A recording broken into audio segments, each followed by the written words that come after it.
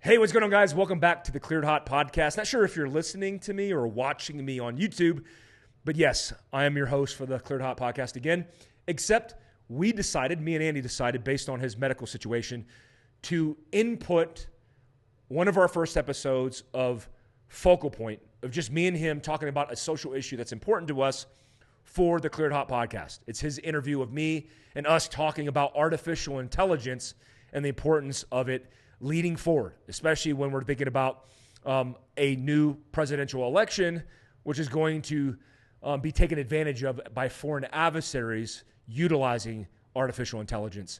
So that is the Focal Point episode. Leading into 2024, we have our first Focal Point episode that is now going to be available in 2024 that you can get access to. So it's free. This isn't a paywall. You can go down to the links below, whether you're in show notes on the podcast or you're listening to this or watching this on YouTube. You can go down to the link below and follow the YouTube channel Focal Point, where you can see more of these episodes. This is just a gap fill for Cleared Hot Podcast. I want to say thanks to our sponsor, Black Rifle Coffee, providing support for this podcast, Cleared Hot Podcast, and also my podcast, the Mike Force Podcast. Without Evan's support, without Black Rifle support, we wouldn't even be able to do this content. Also, Black Rifle in Kalispell, Montana is open up for business. When Andy was here with Leah, his wife, doing the jiu-jitsu seminar, we talked about making our way back out there in February and March, doing some more interactions with you at Kalispell, Montana, which is Andy and Denver's personal Black Rifle Coffee. Make sure you check out the Nitro Cold Brew and all the Philcraft swag and gear and the Montana Knife Company swag and gear at the Kalispell, Montana. Black Rifle Coffee. Big shout out to you guys. Appreciate you guys. Without further ado, let's kick off the Cleared Hot Podcast. Here we go, guys. Okay, got the red smoke. Gun run, north and south, west of the smoke, west of the smoke. Okay, copy, west of the smoke. I'm looking at danger close now. Come on with it, baby, give it to me, I need it. You're cleared hot. Copy, cleared hot.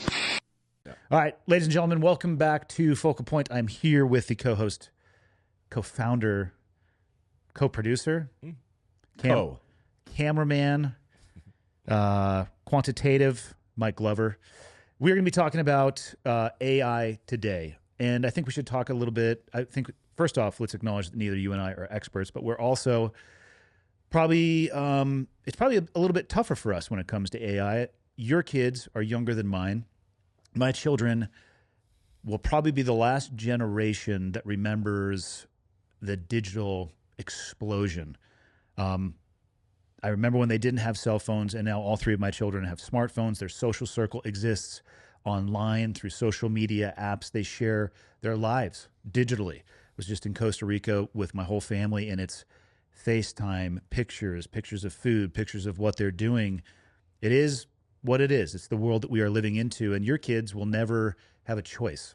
And I was probably, as a parent, I could have withheld when they entered into that world, but I don't think I could have stopped it. So, one, I think it's important to acknowledge that we are a little long in the tooth for people trying to adopt AI and those things. And two, I think we're through the looking glass when it comes to having the ability to turn it off. I was just having a conversation for a Change Agents episode that'll come out, I have no idea when, with an expert in cybersecurity from the UK, Professor Alan Woodward. And he was fantastic. He's 61 and he lectures about ethics and the risks associated with cybersecurity.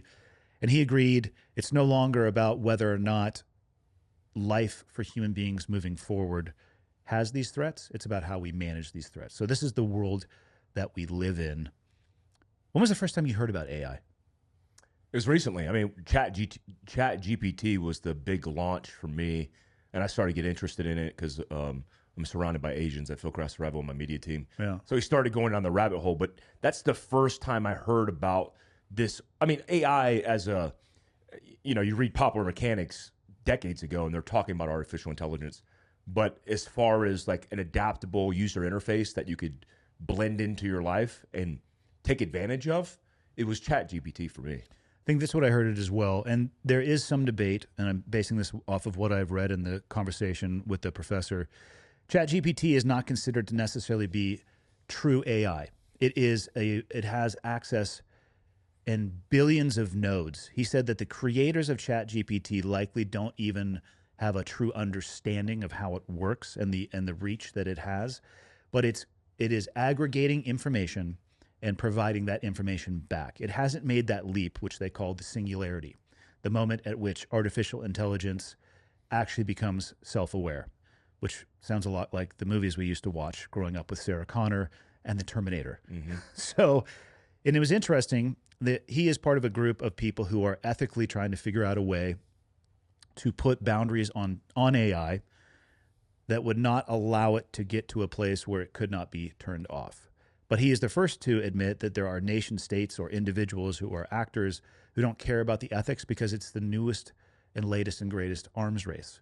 Because once the atomic bomb has been created, to go backwards in history, other people want to have that ability as well, so it can't be held over the top of them. So for every ethical group, there's probably a 5 to 10x group of people who are going in the other direction, who are launching forward at a breakneck pace. And nobody really knows what that's going to look like, and nor do we know. I asked him, what kind of timeline he thought that would be on. He didn't really feel comfortable giving an answer because of the velocity of the change in technology and the differences between, say, ChatGPT 1 and I think 4.5 that we have access to now. When I first got into ChatGPT, which was not long ago, it had a 2-year backlog of informational operating history that it could pull into. I think 4.5 now has the ability to surf the internet in real time. So that's, you want to talk about a data set, a leap forward in intelligence. And then to roll this back to what we're looking for in 2024, because we heard a lot about in 2020 election manipulation through social media. And 2024 is literally right around the corner for us now. This is mid-December. What are your thoughts about AI and its ability to manipulate and communicate with people when it comes to an election? Where do you think the threats are there? Yeah, you opened up with the position that we're not experts on AI specifically, but we're certainly experts on IO, information operations, and how it affects the battlefield.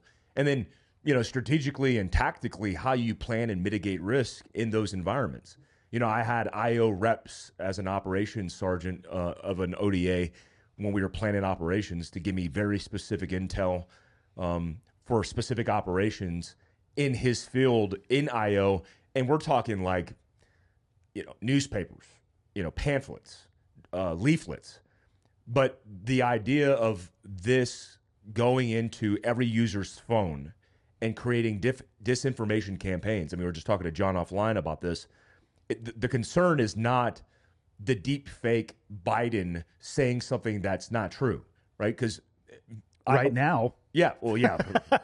Maybe he's a little bit more coherent, but like when you see politicians communicate and anybody talks now that's known, people are speculative at best. They're just like, I'm not sure if this is real or I need to fact check it. And so that's a natural curiosity that exists. But when you slide into the DMs and you're a person who represents a political party because, you're managing the ballots or you're creating disinformation that's associated with distrust in political parties and systems. The goal might not just be to sway a vote. It might just to keep people at home. It might be keeping people at home so divisive that they hit the streets. We saw it with civil unrest under Obama in Baltimore. A lot of this stuff that was tweeted out and the information that was pushed out, we saw was Russian and disinformation campaigns that were literally campaigning, creating toxic one-sidedness and getting people to hit the streets, throwing bricks through windows of small businesses. And so it's not hard because we're so easily influenced because we're consumers. We're the highest consumer in the country, the highest consumer in the world as compared to our peers, even in China. They're even limiting children's access to TikTok, and it's their app. While we're just full bore, free market, freedom, and then we're just getting propagated. And I think when it comes to the election cycle, that is my biggest fear. Because if you get a person that you think half the country thinks that person who got in charge got there for the wrong reasons, we have issues. We're going to have and continue to have social issues for 4 more additional years, just like we had for the last 3.5. how do you think it's going to unfold? Because it seems like it's the lead up of a perfect recipe for disaster. So the way it was described to me by Professor Woodward is because I asked the question, the ransomware cyber attack market in 2023 was $6 trillion, which is insane. And that's one of the types of attacks that people are using this technology for. And I asked him, Wait, like they use 6 trillion. that's the value of money that they were either, personal data breaches, selling information back to people, locking people out of their business That was accounts. exploited, 6 trillion. $6 trillion. And he said the number of people that are doing this is actually decreasing because the ability and accessibility, and by that I mean not the ease of getting it, but the ease of the interface for this technology keeps getting, not to use a non-technical term, easier and easier and easier, or more approachable for somebody who's not a technical expert. So you no longer have to be a world-class coder to create and develop or even use these things that is allowing you to hold massive corporations hostage. And most of the time, it never makes the news because they either just pay or depending on what information they have access to, they just kind of move on. So the ability for people to create these destructive tools is just not only is the volume of them increasing, but the complexity is increasing. And I worry about, if you are on, let's use Instagram as an example. It's probably the social media platform that I am the most active on. These companies who do marketing have behavioral scientists looking at human behavior. What words or images could I put into this that will elicit a response? And let's just say that for a brand, the response that they're looking for is a further engagement with a click to buy, right? Like that's what they want. They want like, shit, that was a compelling ad. I want people to click on this button because I want to terminate in a sale. So we had behavioral therapists who are working with brands, and let's just say that like that's just the most transparent above board usage of that type of behavior. Well, what's to say that you can't take behavioral therapists who are working with, and I would say at this point when it comes to election manipulation, we're probably talking about nation states. And the way that Professor Woodward described it to me is if you are being attacked like a cybersecurity attack and what they are looking for is money, that is an individual or a crime-based organization because they want something tangible back. If it's an app like TikTok, that has a direct tie to the communist government in China. What they're doing is they're gathering information, and they're not actually asking you for anything. They're quietly collecting data, personal information on people. So if you're not being ransomed in one way or another and you're just being surveilled, that's probably a nation state. And the question is, well, why would a nation state want to do that? Well, they have behavioral therapists as well too. And they can take all of that data and they can look at what drives emotion and action in people. And then they can throw that into these complicated AI systems. And through things like TikTok, which has, I think, 1 billion monthly users, 20% of the human population, and you start, and in a very intelligent manner, just dropping, use a river as an analogy, really far upstream, you just drop in a little bit of dye here and there, right? You're not trying to go get somebody to smash, since we're talking about an election, we're not getting somebody to go try to smash a ballot box, but we're just consistently over time nudging them and finding the things that they would respond to, or things that could get them to argue with their neighbor, or isolate from their neighbor, or isolate from their community, or isolate from their desire to actually be involved in the electoral process. It's a microscopic upstream manipulation at a super high volume. And really all they need to do is move the needle a little bit downstream, which would be at the ballot box.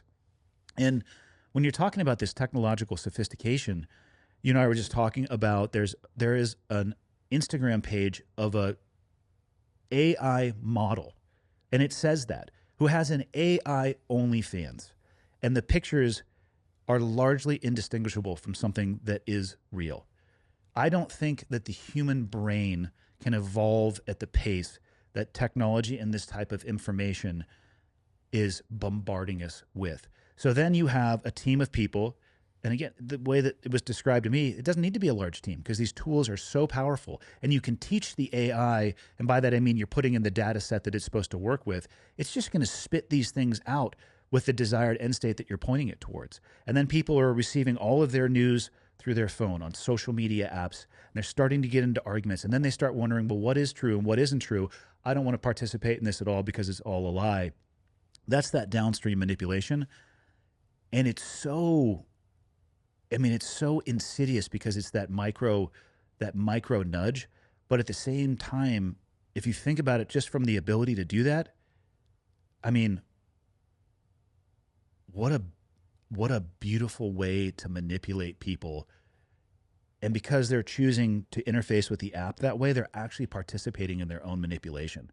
But I don't know how you recognize that or control it. And that is the fear that I have about AI. If we can't agree on what is real and what isn't real, I don't know how human beings can continue to have an effective society.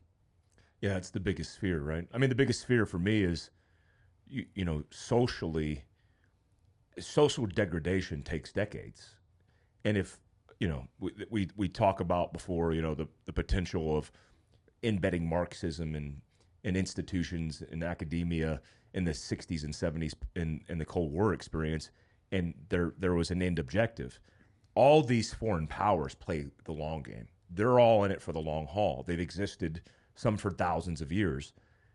When it comes to America and our behavioral patterns, it's not that difficult of a illustration for us to imagine us falling apart very soon.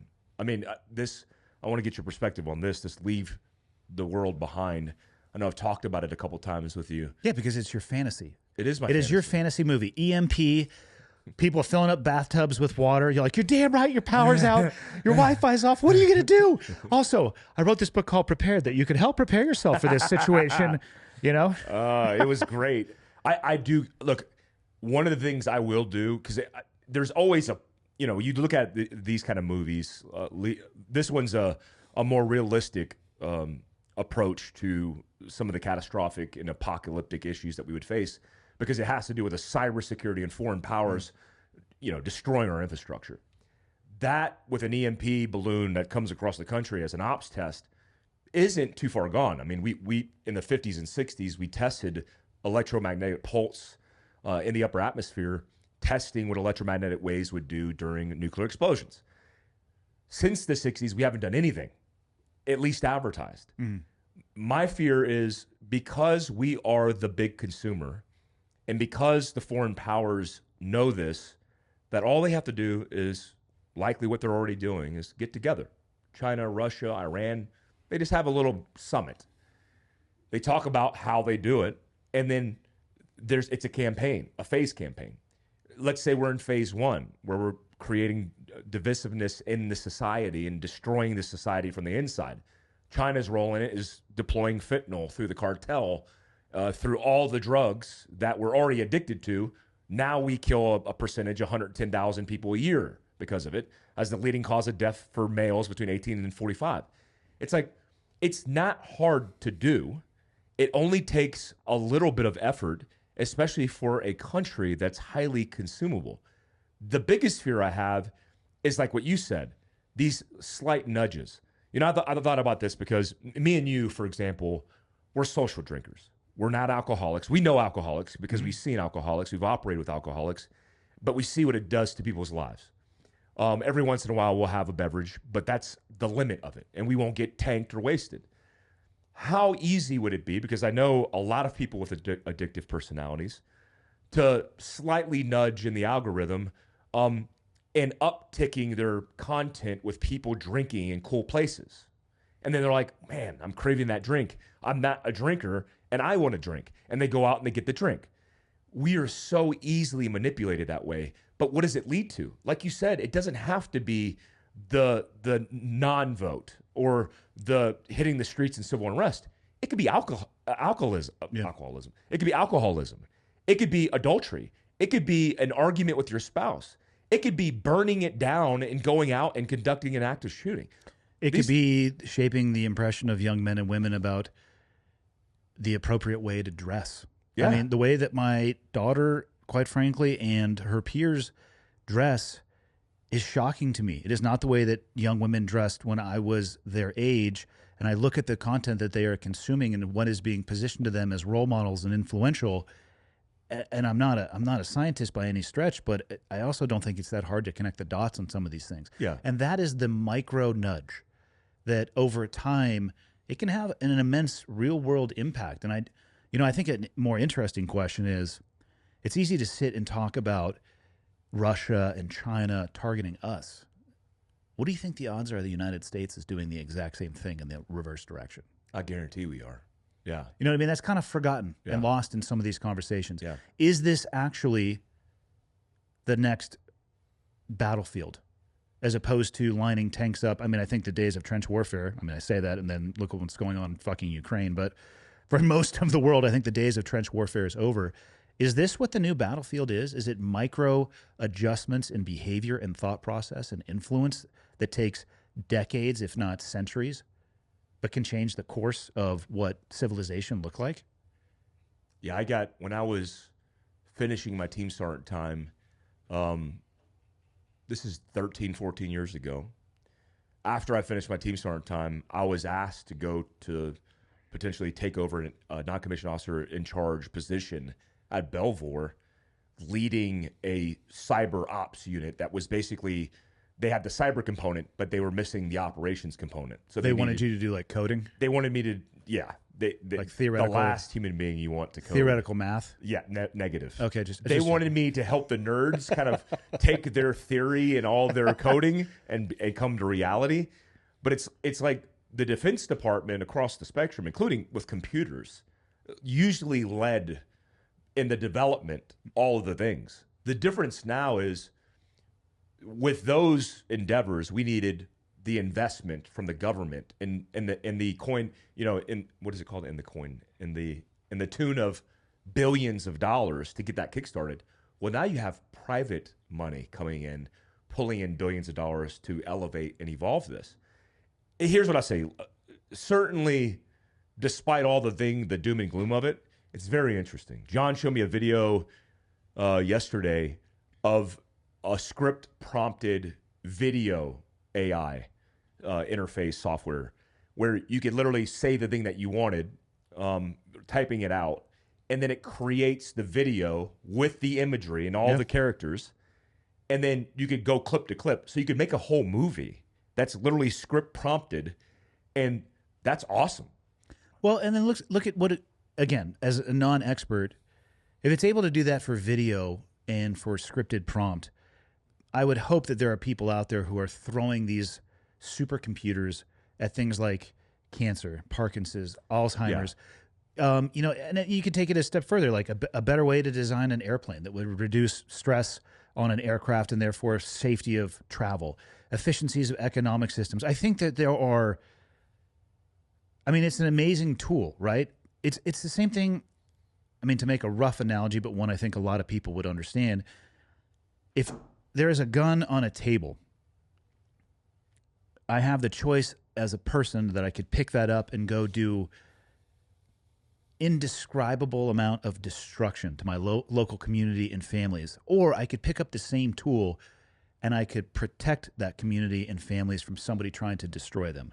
It's a matter, I think, of how we wield it, because I do believe that as a species, we are through the looking glass on the argument of whether or not we should do this. I think we have done it. And now the bigger question for me is, how do we do it ethically? Yeah, that's a good question. And I don't have the answer for it. Neither do I. And I'd be curious for people listening to this or watching this, what is your concern with AI? Because the deep fake thing, that's very real, but I also suspect we could probably use AI to develop a tool that could help us watermark or stamp. And I know that that's a very simplistic approach to this. Point being, I think there's a solution to that. But I'm curious what other people's major concerns are with AI. Because if we can understand where people's friction points on that, I think that we can dive into those subject matters as well, and then find some experts to talk about what is being done in that area. Yeah. Some guys are like, how many OnlyFans am I going to subscribe to now? Like, I'm completely out of money. That's my biggest problem.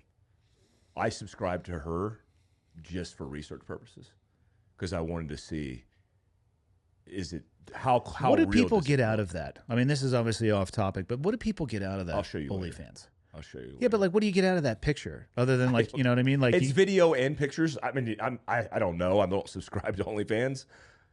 yes, you do. You know what? I actually thought about it because there's. You 100% have I have OnlyFans. not. Yes, you do. You know why I won't? Because I don't want to give my personal information to somebody who's like a micro celebrity and then puts me on blast. I feel like you'd be into like midget buttholes. Have you seen a midget's butthole? No.